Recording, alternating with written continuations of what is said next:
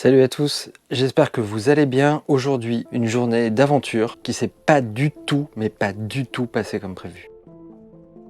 En fait, le programme ce matin, il était super simple. Je devais juste ranger la chambre, faire mes affaires. J'avais rendez-vous avec une voisine à qui je devais donner les clés, très important. Et ensuite, je devais aller chez Étienne, comme je vous ai dit hier, pour travailler jusqu'à 21h. Et à 22h, j'avais un bus qui devait m'amener à Quiberon demain matin. La journée se commence bien, classique. Je bois un café, je fais mes affaires, je range la chambre, rendez-vous avec la voisine, donne les clés, je file chez Étienne. Et là, programme avec Étienne, double programme à la base. On devait régler un problème d'optique et puis après travailler sur le découpage. On s'attelle à régler le problème d'optique. En fait, c'est pas un problème, c'est que quand j'ai commandé l'optique, je l'ai prise avec des graduations en mètres. En me disant, on est en Europe, on travaille en mètres. Erreur de débutant, Étienne s'est foutu de ma gueule, tout le monde s'est foutu de ma gueule. En fait, il faut travailler en pied, tout le monde travaille en pied, sauf les Grecs, paraît-il. J'ai appris ce truc-là. Et donc, j'ai négocié avec le fabricant de l'optique, qui est aux États-Unis et qui a bien voulu que je lui renvoie la bague en mètres en échange d'une bague en pied. Et ça, fallait qu'on le gère très vite parce que Étienne et son équipe, ils veulent refaire des essais caméra très précis, très techniques pour être sûr qu'on n'ait pas de problème pendant le tournage. Et le temps qu'on fasse l'échange avec les États-Unis, bref, fallait qu'on avance. Donc, on s'y met, 14h, commence à démonter l'optique et là, on se rend compte qu'on n'a pas la bonne clé. Problème, on fonce dans un magasin spécialisé qui était pas trop loin, heureusement. Et là, évidemment, ils en ont pas, ils peuvent le commander pendant 3 jours, bref, ça nous arrange pas. On fait 15 minutes de plus, on arrive dans un magasin de bricolage, par chance, ils ont les clés. On revient chez Étienne, on démonte l'optique, on fait gaffe parce qu'on a peur de la casser, donc on relie le mode d'emploi, on essaie de faire ça avec attention et on arrive à démonter l'optique. Jusque-là, tout va bien. Et la petite pause, je sais pas ce qui se passe, mais j'ai le réflexe, un réflexe bête a priori, mais qui là m'a peut-être vraiment aidé,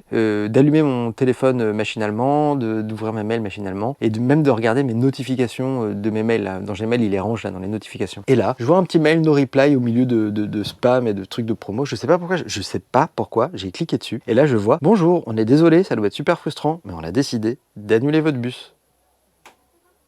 Enfin, heureusement que je suis tombé sur le mail parce que j'avais plus les clés de la chambre dans laquelle je dors. Et surtout, c'est l'enfer.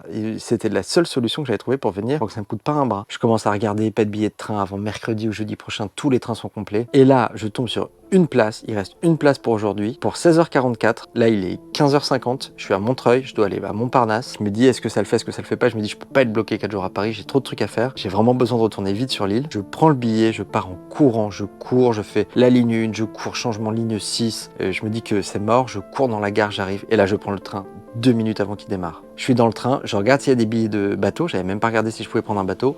Heureusement, si le train n'a pas de retard et que j'ai toutes les correspondances, et il y en a quand même 3, j'avais une chance de prendre le dernier bateau. Le train n'a pas de retard, j'ai les correspondances, j'arrive au port, mais encore une fois, moins une, je prends mes billets, je monte dans le bateau, et là, petit spectacle de fou, coucher de soleil sur l'horizon. Donc, trop bien, je suis trop content. Et j'arrive à Palais. Le problème, c'est que ma caravane, elle est à Sauzon. Et heureusement, à 23h, un mec sympa me prend en stop, me dépose à la caravane. Je réouvre, je rebranche l'électricité. Je me suis fait des pâtes avant de vous parler quand même parce que j'avais très très faim. Faire un film, c'est des aventures qu'on peut prévoir, des grosses aventures, aussi des petites aventures comme ça. En tout cas, je suis dans la caravane. Je vais arrêter de dire ma caravane parce que c'est pas ma caravane, c'est la caravane de Clara. Parce que c'est elle qui l'a payé parce que moi, j'avais pas d'argent. Et donc, regardez, je vous montre. Je suis arrivé. Après une journée pas possible. Donc là, il faut vraiment que j'aille prendre une douche parce que j'ai beaucoup couru et il fait très très chaud. Il faut que je monte ce petit vlog. J'ai déjà enregistré ce petit vlog. En fait, c'est la deuxième fois que j'enregistre parce que j'avais oublié, d'ailleurs je vérifie, ouais c'est bon. J'avais oublié d'allumer le micro, donc j'ai fait tout ça pour rien. Donc je monte le petit vlog, après il faut que je monte sur la colline, parce que j'ai pas de réseau dans la caravane, et là vraiment j'ai la flemme, mais comme je me suis engagé à faire une vidéo par jour, et ben je vais m'accrocher aujourd'hui, ça fait partie des jours difficiles, mais je vais la poster. Il est tard, il doit être déjà minuit et demi, je vais la poster, je sais pas, à 2h du mat, du haut de ma petite colline, et après je vais aller dormir. Et demain c'est parti, comme ça j'ai une vraie journée pour travailler. Bref, une journée de malade, tout ça pour pas grand chose, hein, tout ça juste pour prendre un train, quoi. Bref, je vous souhaite une bonne nuit, et comme tous les jours, je vous dis à demain.